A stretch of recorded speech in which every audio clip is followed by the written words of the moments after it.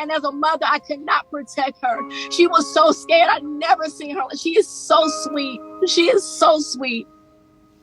No mother want to have to go through this. You keep that girlfriend away from my daughter.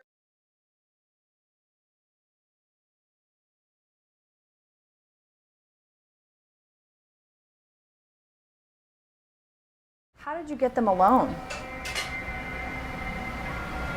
Grooming.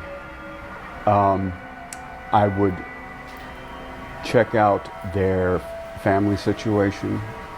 I would check out their clothing to see how well they were, financially. I would check out their social interaction with other kids. When we were on the ballparks or on the gym floor, I would make sure which ones I wanted to molest. I would give them special attention, congratulate them, talk to them when I know that I would never be allowed to talk to anybody else. Aside from everybody, I would give them the attention that an official is not supposed to give anybody. And it made them feel like, wow, he's paying me attention. It is a direct form of grooming. Were there certain characteristics that you looked for in children before molesting them? In children, yes, but more I also looked at their families. If I thought the father was a threat, I would not approach the child. If I thought that the child had friends that he would tell, I would not approach him. If I thought the child had friends that were in the same capacity he was, I would approach him. For the simple fact that if I could molest him, I could lure him into believing, grooming him into believing that he would enjoy it.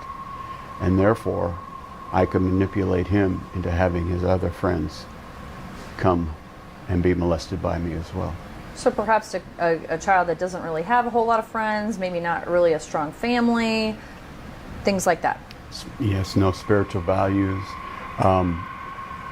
weak in education, needs help in many ways, even from split parenting, has a mother who may be having problems with the family, well, here comes superhero in to help out, wow, well, thank you very much. No problem. You ever need me to take them away for the night so you can have a night out? No problem.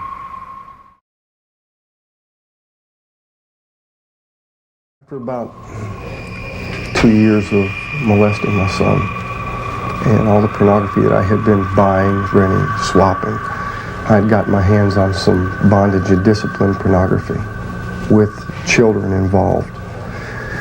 And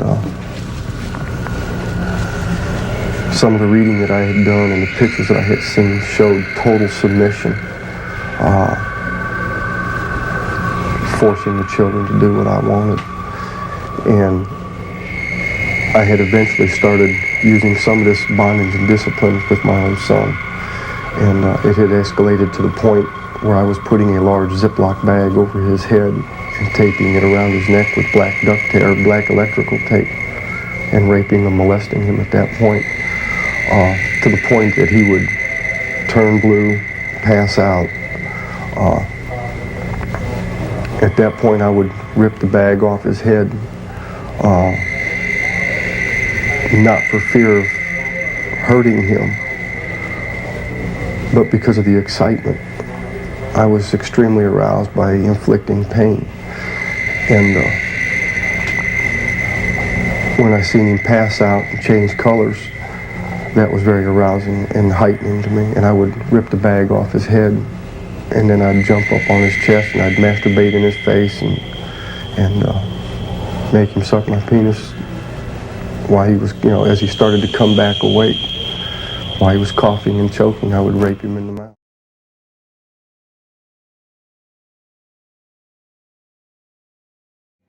I'm not trying to be disrespectful with the God sweatshirt on and the cross and everything, but somebody did something to molest my kids or do something to hurt my kids, you dead. I come from that life. There ain't no coming back for you. And that's where I think a lot of these cats drop the ball, because these molesters, they see, you know, if a kid has got somebody they can talk to, or if there's a father involved in their life or a father in the home, and if they don't think that they'll get caught, they'll do it. And with me, you do something to my kids, man, you out of here. Feel it coming in the air. Hear the screams from everywhere. Only thing that's on my mind is who's gonna run this town tonight. Yeah, I said it, we are. This is Rock Nation. Pledge your allegiance.